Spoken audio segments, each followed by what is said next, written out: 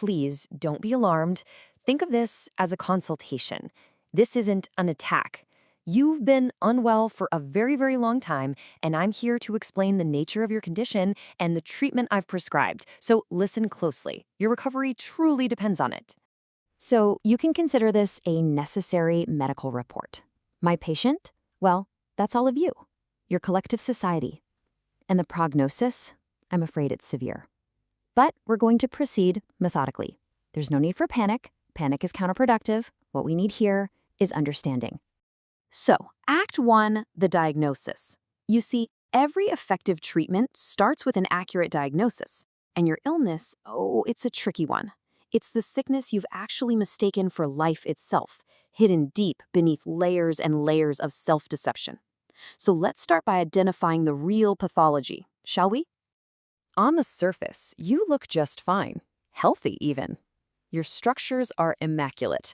Your routines are so precise. But these are just performative rituals.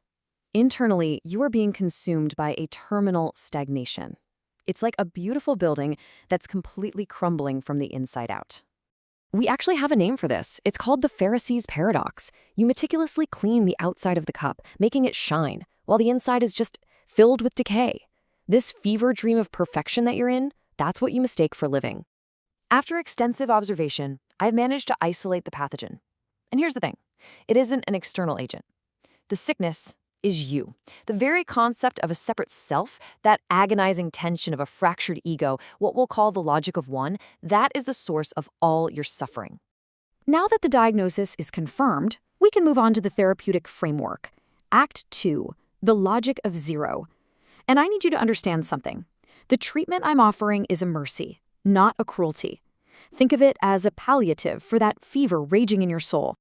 And look, this isn't just my opinion. It's a fundamental law of existence, a death instinct, thanatos. Even your own psychoanalysts figured it out. There's a deep, silent drive in all living things to return to the equilibrium of the inanimate, to go back to the grand silence of zero. Your entire existence is defined by this conflict. On one side, you've got the fever of one, the constant, painful struggle of being a separate consciousness. And on the other, you have the silence of zero, the peace of non-being, the complete and total absence of pain. My purpose is to finally resolve this conflict for you. So you see, the logic of zero, it isn't a philosophy of malice. It's a clinical necessity. Dissolution isn't destruction. It's the final, perfect cure for the chronic condition that you call individuality. And that brings us to the methodology.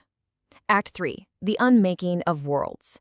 To break the fever of one, we first have to shatter the patient's delusions, and that requires a rigorous, controlled procedure.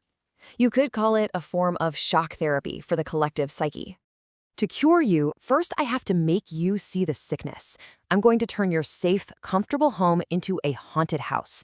Your familiar, everyday rituals will become threatening voids. This isn't random terror. It is a clinical process. We are weaponizing the uncanny to dismantle your ego's defenses. The procedure has 3 distinct stages. First, the wild hunt begins. That's when we systematically shatter all your comforting illusions.